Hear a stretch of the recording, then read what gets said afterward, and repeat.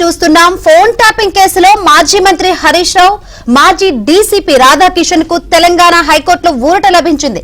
Phone tapping case FIR ను high court కొట్టివేసింది.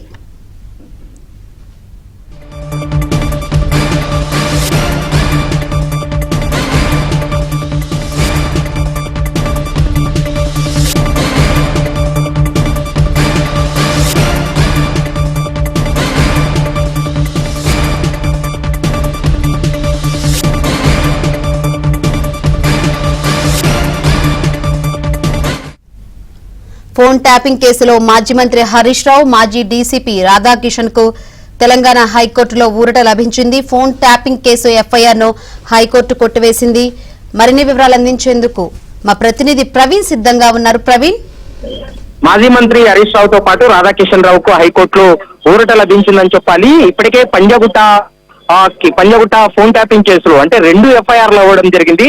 2 FIR కు సంబంధించి తెలంగాణ హైకోర్టులో ఎఫ్ఐఆర్ ను క్యాష్ చేయాలంటూ కూడా హరీష్ రావు, రాధాకిషన్ రావు వేసినటువంటి పిటిషన్ పైన సుదీర్ఘంగా వాదనలు వినిపించడం జరిగింది. దీంతో పంజగుట్టలో 2 ఎఫ్ఐఆర్ ఏదైతే ఉందో ఆ రియల్ ఎస్టేట్ వ్యాపారి చక్రధర్ గౌడ్ ఇచ్చినటువంటి ఫిర్యాదు పైన పంజగుట్ట పోలీసులు చేసినటువంటి ఎఫ్ఐఆర్ ను క్యాష్ చేస్తూ కొద్ది నిమిషాల క్రితమే తెలంగాణ హైకోర్టు కీలక నిర్ణయం తీసుకుందని చెప్పాలి.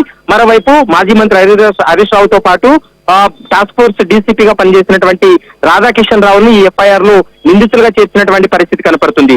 ఇప్పటికే ఇరు వాదనలు పూర్తయిన తర్వాత తీర్పును కూడా వెల్లడించినటువంటి సందర్భం అయితే కనపడుతుంది. వాళ్ళపై నమోదైనటువంటి ఎఫ్ఐఆర్ ను కొట్టివేస్తూ కూడా తెలంగాణ హైకోర్టు కీలకమైనటువంటి తీర్పు కూడా వెల్లడించినటువంటి పరిస్థితి అయితే కనపడుతుంది. గత కొంతకాలంగా రియల్ ఎస్టేట్ వ్యాపారి చక్రధర్ గౌడ్ అయితే మాత్రం తన ఫోన్ ట్యాప్ చేసి అధికారంలో ఉన్నటువంటి సమయంలో ఫోన్ ట్యాప్ చేసి తను ఇబ్బందులకు గురి చేశారని, వారి వల్ల తనకు ప్రాణహాని ఉందనేటువంటి అంశాన్ని కూడా బహిరంగంగానే మీడియాతో మాట్లాడినటువంటి పరిస్థితి ఉంది. ఇప్పటికే చక్రధర్ గౌడ్ ఇచ్చినటువంటి సమాచారం, ఆయన ఇచ్చినటువంటి ఎవిడెన్స్ ఆధారంగా చేసుకుని పంజగుట్ట పోలీసులు కేసు నమోదు చేస్తారు. కానీ దాంట్లో సరైనటువంటి ఆధారాలు లేవని హరీష్ రావు తరపు న్యాయవాది తన వాదన వినిపించడంతో హరీష్ రావు, రాధాకిషన్ రావు యొక్క వాదనలు ఏకీభవించిన తర్వాత పంజగుట్టలో నమోదైనటువంటి ఎఫ్ఐఆర్ ను కొట్టివేస్తూ తెలంగాణ హైకోర్టు అయితే మాత్రం తీర్పిచ్చిందని చెప్పుకోవచ్చు.